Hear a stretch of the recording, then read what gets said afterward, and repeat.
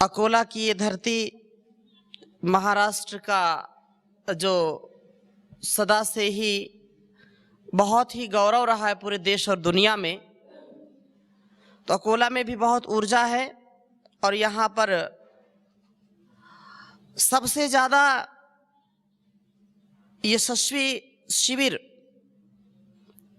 परम पूज्य गुरुदेव का महाराष्ट्र में हुआ और आपने उसको बहुत ही उत्साह से, उमंग से चलाया और घर घर उसको पहुंचाया है। हम भी जो अपने गुरु का आदेश, उपदेश, निर्देश है उसको बहुत ही यशस्विता के साथ आगे बढ़ाएं।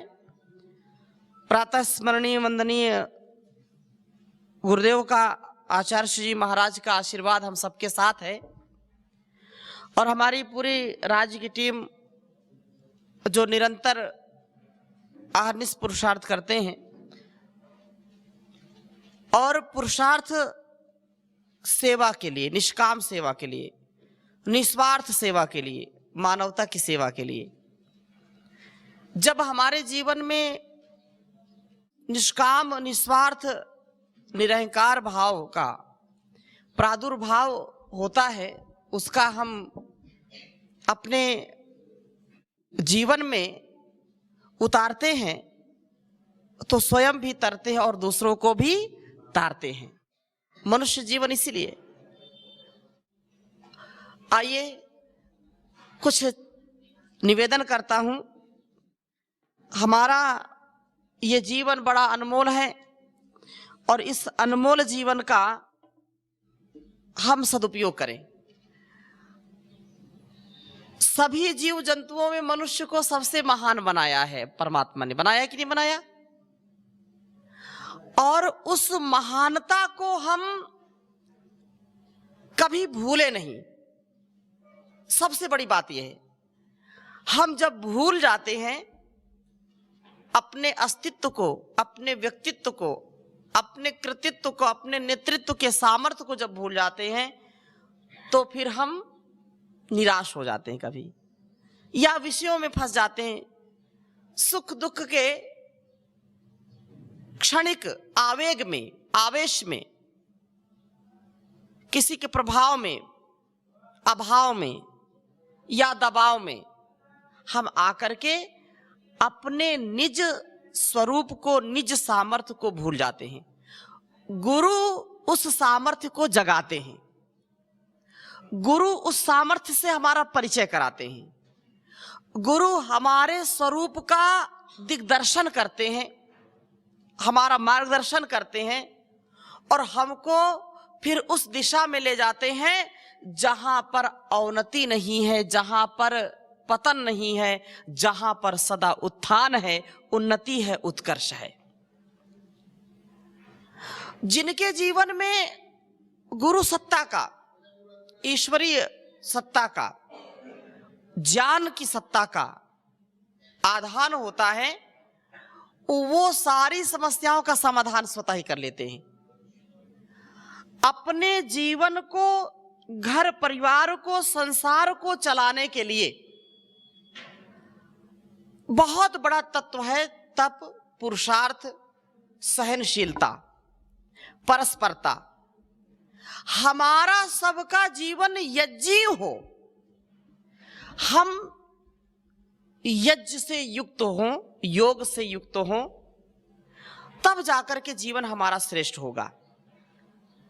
यज्ञ शब्द को आधार बनाकर, योग शब्द को आधार बनाकर उसके अभिप्राय को जान करके हमको जीना चाहिए। योग शब्द तो बहुत सुनते हैं, लेकिन उसको जीने का हमको प्रयत्न करना चाहिए। और ये ऐसा नहीं कि मैं तो योगी बन गया, मैं तो रोज योगा अभ्यास करता हूं और सब कुछ मान बैठे, ऐसा कभी नहीं है। याद रखना, हमारे ऋषियों ने जो शब्द बोले हैं ना, बहुत अनमोल शब्द हैं और उसके पीछे का अर्थ क्या है, बड़ा गुण होता है, बड़ा रहस्यमय होता है। योग शब्द के विषय में परम पूज्य गुरुदेव से हम हजारों बार सुनते हैं कि नहीं सुनते, लेकिन उस पर ध्यान बहुत कम दे पाते हैं। अगर हम ध्यान दें तो हम उस पर हर पल, हर क्षण कार्य करने का प्रयत्न करें। हमारा जीवन धन्य हो जाएगा। योग शब्द बहुत बड़ा अर्थ इसका है, आप सब जानते हैं, अथ योगानुशासनम, इतनी बात। अब इस शब्द को पकड़ करके आप पूरे जीवन को दिव्य बना सकते हैं। योग शब्द जुड़ने का, जोड़ने का नाम है। युजिर योगे, फिर युज संयमने, संयमन का नाम योग है। अपने जीवन का संयम रखना, वाणी का संयम रखना, विवेक पूर्वक, ज्ञान पूर्वक जीवन को जीना। युज संयमने, युजिर योगे, जोड़ना। हम कोई भी बात ऐसी ना बोलें, कोई भी कर्म ऐसा ना करें, कोई भी व्यवहार ऐसा ना करें, मन में, वाणी में, व्यवहार में कोई भी ऐसा कृत्य हमारा ना हो जो तोड़ने का काम करे। याद रखना, आज की जो परिस्थितियां हैं, घर परिवार संसार में, घर में भी इस विद्या पर, इस पर कार्य होता नहीं, चिंतन नहीं किया जाता, तो बच्चों से लेकर के बड़ों तक के व्यवहार में बहुत अंतर होता है और बहुत खींचतान होती है। पाल पोस करके बच्चों को बड़ा कर दिया जाता है, लेकिन उनको अनुशासन नहीं सिखाया जाता, उनको संयम नहीं सिखाया जाता। क्यों? क्योंकि माता पिता को ही संयम नहीं तो बच्चों को संयम कहां से आएगा, है ना? तो हमारा ये जीवन संयम से युक्त हो, हमारा जीवन अपने मर्यादा से युक्त हो, इसलिए अथ योगानुशासनम। योग वो है जो संयमन का नाम है, योग वो है जो अपनी इंद्रियों पर नियमन का नाम है। अपने संपूर्ण अस्तित्व पर नियमन करें और जोड़ने का काम करें, संयमन का काम करें। युजिर योग, युज संयमने, युज समाधौ। योग शब्द के 3 अर्थ हैं। युज समाधौ, समाधि के अर्थ में योग शब्द का प्रयोग किया जाता है। समाधि का मतलब क्या है? समाधि का मतलब केवल ये नहीं कि आंख बंद करके बैठ गए, बोले हम समाधि में हैं ना। यह भी एक अर्थ है कि अपने जीवन में हम उच्च अवस्था को प्राप्त करें, समाधिस्थ हो हम, ध्यानस्थ हो हम, तो समाधि की प्राप्ति सब प्रकार की आधि व्याधि का समाधान करता है। इसलिए योग का नाम क्या है? समाधि। योगः समाधि, अथ योगानुशासनम। अब उसी में फिर योग चित्तवृत्ति निरोधा, कि योग क्या है? बोले चित्तवृत्ति का निरोध है। फिर योग क्या है? बोला समाधि, योगः समाधि। आप सब इस जीवन को जी रहे हैं, तो इस शब्द के अर्थ का जो है गहराई से हमको विश्लेषण के साथ इसको समझना चाहिए। जब हम संयमन में रहेंगे, नियमन में रहेंगे और आधि व्याधि से बचेंगे। आधि व्याधि सब समझते हैं। आधि क्या है? आधि क्या है? मानसिक रोग। आधि मानसिक रोग है और व्याधि शारीरिक रोग है। आधि कैसे बढ़ती है? आधि बढ़ती है जब हम अपने विचार पर नियंत्रण नहीं रखते। आधि कब हमको सताती है? जब सतोगुण, रजोगुण, तमोगुण, ये गुण है ना, त्रिगुणात्मक संसार है, हमारा स्वभाव भी त्रिगुणात्मक है। कभी हम सतोगुण में रहते हैं, कभी रजोगुण में, कभी तमोगुण में। तो जब संतुलन नहीं रहता विचारों का, तो सतोगुण, रजोगुण, तमोगुण की विषम परिस्थिति आती है और उसके कारण जब हमारे जीवन में विकार आ जाता है, विचार में विकार आया तो हमारे जीवन में विकार आ गया। छोटे से बच्चों से लेकर के बड़ों तक की ये समस्या है कि अपने जो थॉट प्रोसेस है, जो विचार का नियमन है या विचारों का जो आदान प्रदान है, उसका हम मैनेजमेंट भूल गए ना। किसी ने कुछ कह दिया तो हम गर्म हो गए, थोड़ी देर में पारा बिल्कुल हाई हो गया, और किसी ने कुछ हमारे मन की बात कह दी तो हम प्रसन्न हो गए। वो चाहे हमसे कुछ भी करा ले, हम न्याय अन्याय को भूल जाते हैं, सत्य असत्य को भूल जाते हैं। हम अपनी वाहवाही चाहते हैं और जिसके कारण हम पतित हो जाते हैं, हम अधर्म की ओर प्रवृत्त हो जाते हैं, हम अन्याय की ओर प्रवृत्त हो जाते हैं, हम किम कर्तव्य विमूढ़ हो जाते हैं, क्या करना क्या नहीं करना, जिसके कारण हमारा जीवन पतित होता है, दुखी होता है, हम दरिद्रता को प्राप्त हो जाते हैं। योग हमको दरिद्रता से बचाता है, योग हमको दिवालियापन से बचाता है, योग हमको अपने जीवन की पवित्रता, शुचिता और जीवन के प्रत्येक उत्कर्ष से युक्त करता है। इसलिए हम योग को जाने और जान करके माने और मान करके जिए। ऐसा ना हो कि हम योग को जानते हैं लेकिन मानते नहीं, मानते हैं तो जीते नहीं और जीते नहीं तो पाते नहीं। योग करने कराने वाले व्यक्ति का जीवन बहुत ही पवित्र, निर्दोष और कर्तव्य से युक्त होना चाहिए। लेश मात्र क्लेश नहीं होना चाहिए, कोई छल कपट नहीं होना चाहिए, कोई वैर का भाव नहीं होना चाहिए।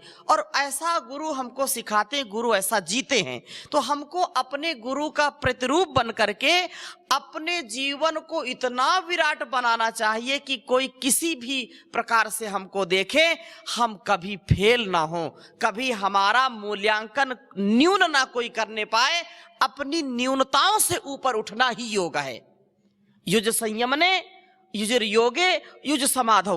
तो ये जो विचार का आक्रमण होता है ना, कुविचार का, गलत गलत विचार आते रहते हैं, गलत संस्कार आते रहते हैं, तो इनका नियमन करना यदि हमने सीख लिया, और ये कैसे होंगे, ये होंगे सत्संग से अच्छे। विचार हमारा कैसे अच्छा होगा, सत्संग से। ये कैसे अच्छा होगा, स्वाध्याय से। ये कैसे अच्छा होगा, सेवा से अच्छा होगा। नहीं तो खाली मन शैतान का घर, ये बहुत उल्टा सीधा करता है फिर। इसलिए एक पल भी मन को अपने खाली ना रखें, अच्छे कामों में इसको लगा के रखें। इससे हमारा घर बचेगा, इससे हमारा जीवन बचेगा, हमारा परिवार बचेगा, संसार बचेगा।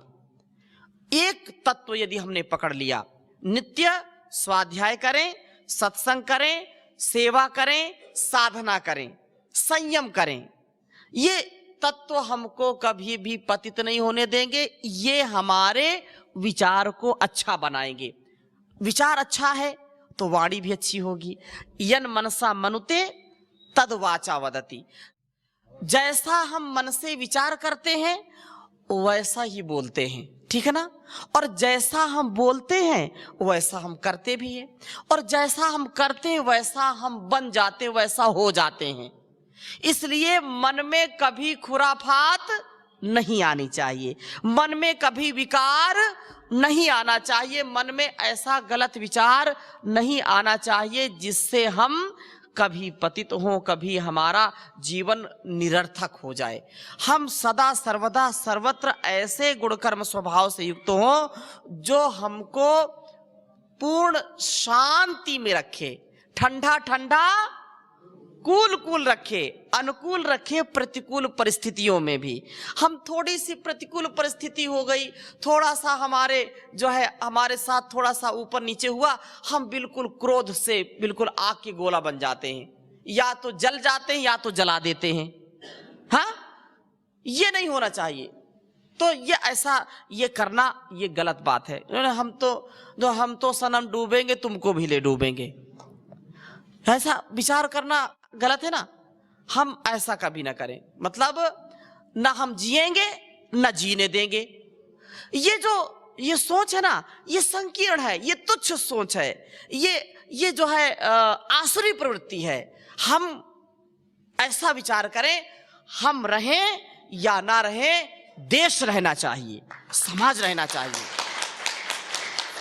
हम जब कोई पौधा लगाते हैं, आम का पौधा लगाते हैं ना, तो हम कोई गारंटी कि हम आम खा पाए नहीं, लेकिन एक विचार है कि ये पौधा जो हम लगा रहे हैं, वृक्ष लगा रहे हैं, ये वृक्ष पता नहीं कितने कितने लोगों का, कितने जीव जंतुओं का उपकार करेगा, कितने प्रकार के इसमें जो है पशु आकर के नीचे बैठेंगे, ऊपर पक्षी बैठेंगे, कितने लोग इसके फल का सेवन करेंगे, और वो पुण्य जब तक वृक्ष रहेगा तब तक वो पुण्य आपको मिलेगा, प्रत्यक्ष या परोक्ष रूप में। आप नहीं भी हैं तो भी जन्म जन्मांतरों के गुणकर्म स्वभाव हमारे साथ रहते हैं। हमारा कोई भी कर्म निरर्थक कभी नहीं होता है। कोई देखे या ना देखे, कोई उसको पुरस्कृत करे या ना करे, कोई उसको तिरस्कृत कर दे, तिरस्कार उसका करे, और कोई उसका पुरस्कार दे, कोई उसको कलंकित करे, कोई उसको अलंकृत करे, कभी भी आपके कर्म का फल निष्फल नहीं होता। ईश्वर की ऐसी व्यवस्था है, जो जैसा करेगा उसको वैसा मिलेगा। ये अकाट सत्य है। तो आप सब मिलकर के, हम सब मिलकर के गुरु के प्रतिरूप बनकर के, गुरु के संकल्प को, गुरु की जो भाव चेतना है, गुरु का जो विचार है, हमारा वो विचार है, और हम उसको जीने का प्रयत्न करें तो आधी से बचेंगे। किससे बचेंगे? आधी से बचेंगे। और क्योंकि आधी हमारे जीवन को और घर परिवार को तोड़ देती है ना।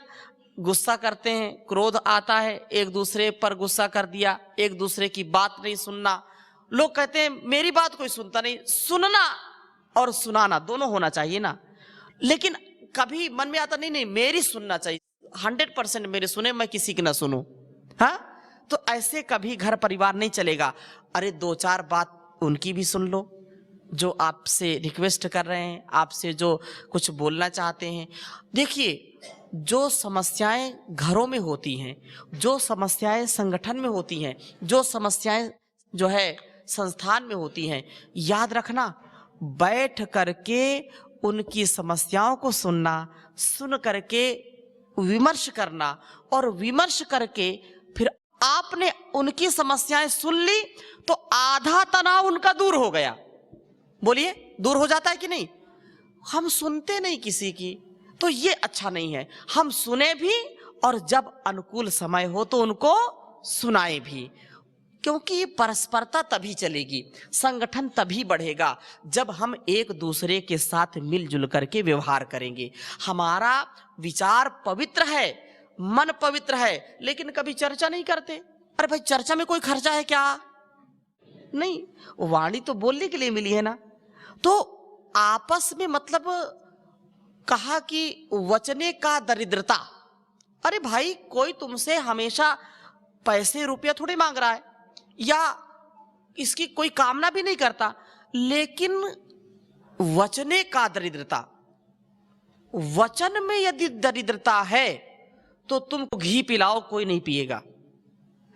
बात समझ रहे ना? अब उसको ले खा ले, उसको ऐसे फेंक दिया और मुंह इधर घुमा लिया, वो खाएगा क्या? कम से कम स्वाभिमानी व्यक्ति तो नहीं खा सकता, और दोबारा आ नहीं सकता आपके पास कि तुम बहुत ज्यादा धनवान हो, बहुत ज्यादा बुद्धिमान हो, तुम्हारे पास सब कुछ है, तुम अपने पास रखो। आजकल कोई किसी का नहीं मानता, सब स्वाभिमान से जीना चाहते हैं, और जीना भी चाहिए। एक प्रीति, जो प्यार है, जो स्नेह है, जो एक दूसरे का आदर है, वो व्यक्ति को बांध करके रखता है। एक दूसरे के आदर के साथ यदि हम जिएंगे तो घर परिवार स्वर्ग बन जाता है। नहीं, पति पत्नी से नहीं पटरी खाती है, पति कुछ बोलता है, पत्नी कुछ बोलती है। भाई, इसका अनुभव तो हमको नहीं, आपसे सुनते रहते इसलिए बोल रहे हैं, ठीक है ना? ये बात बिल्कुल सत्य है कि जब हम एक दूसरे का, मतलब ये एक पक्षी बात मैं नहीं कर रहा हूं, एक साइड की बात नहीं कर रहा हूं कि नहीं आप अच्छे बने रहें, जिससे भी व्यवहार करें वो भी अच्छा हो।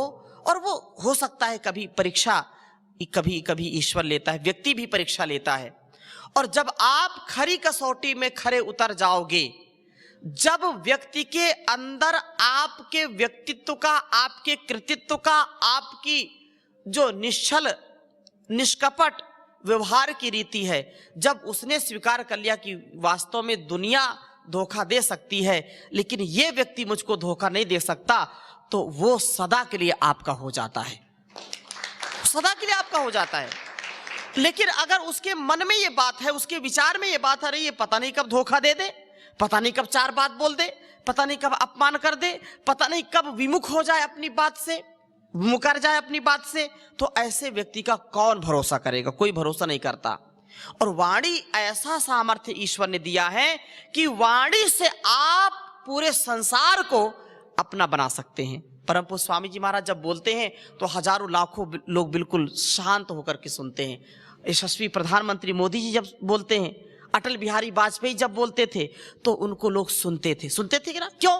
क्योंकि उनके वाणी में तप है, उनके वाणी में जो ओज है वो कैसे व्यक्तित्व से आता है। इसलिए सबसे ये आवश्यक बात है कि अपने आदि को दूर करना है तो अपने विचारों को पवित्र रखिए। विचार आपका पवित्र है तो आपकी वाणी भी पवित्र हो जाएगी। ये सबसे बड़ा आभूषण है।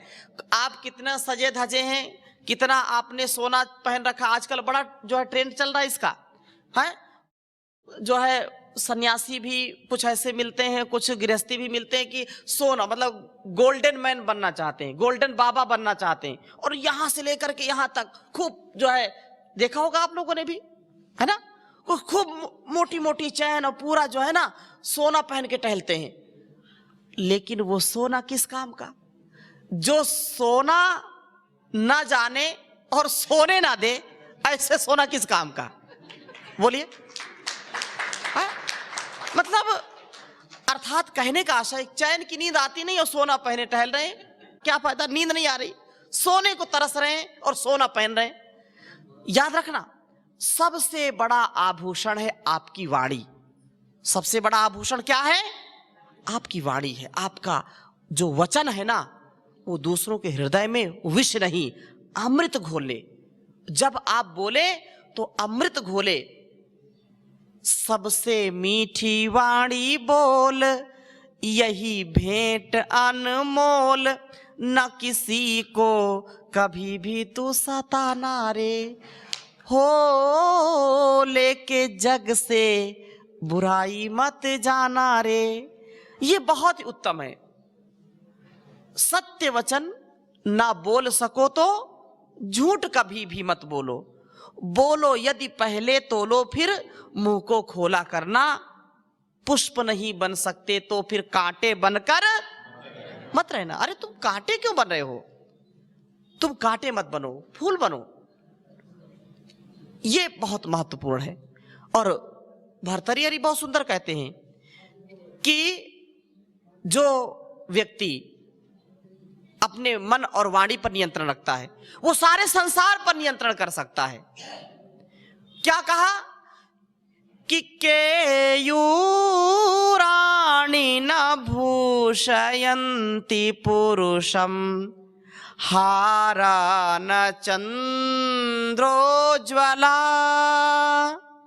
न स्नानं न विलेपनं न कुसुमं, नालंकृता मूर्धजाः, वाण्येका समलंकरोति पुरुषं, या संस्कृता धार्यते, क्षीयन्ते खलु भूषणानि सततं, वाग्भूषणं भूषणं, वाग्भूषणं भूषणं।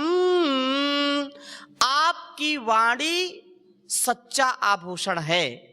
जो शरीर की सुंदरता है वो मिट्टी में मिलने वाली है, वो सदा रहने वाली नहीं है।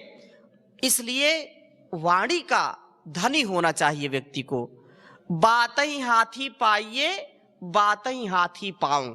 एक कहावत है कि पहले के राजा महाराजा जो होते थे, यदि किसी की बात पर, किसी की कविता पर जो है, जैसे हमारे हरीश भाई अभी सुना रहे थे, तो प्रसन्न हो जाते थे तो उसको हाथी घोड़े कई गांव दान में दे दे, जाओ ये तुम्हारे लिए दान में दे दिया। और एक बात यदि पसंद नहीं आई तो जो हाथी दान में देने वाले थे, उसी हाथी के पैर के नीचे उसको कुचला देते थे, उसको मृत्युदंड दे देते थे। किसके कारण? बात की ही करामात है, बात की ही करामात है। इसलिए बात आप कभी भी कोई ऐसी ना करें जो घर परिवार को तोड़ने वाली हो, संगठन को तोड़ने वाली हो। आप ऐसी बात करें जो जोड़ने वाली हो। आप ऐसी बात करें जो संघर्ष को दूर करके उत्कर्ष की बात करें। उत्कर्ष जिससे हो, संघर्ष ना हो, अपकर्ष ना हो। ऐसा ज्ञान, ऐसा विज्ञान, ऐसा प्रज्ञान हमारे जीवन में ठहरना चाहिए। तो इसके विषय में कितनी भी चर्चा कर सकते हैं। हम बस बैठ गए और विचार ही आ रहे हैं, मन में विचार आ रहे हैं, ये हो जाएगा, वो हो जाएगा, और केवल चिंता कर करके व्यक्ति परेशान हो जाता है। होता है कि नहीं होता? बीपी की बीमारी हो जाती है उसको हार्ट की बीमारी हो जाती है, उसको टेंशन हो जाती है, उसको एंजाइटी हो जाती है, उसको स्ट्रेस हो जाता है। होता है कि नहीं? उसको अनिद्रा की शिकायत हो जाती है। ये क्यों? क्योंकि विचार गड़बड़ होने से। विचार गड़बड़ है इसलिए भूख भी नहीं लगती।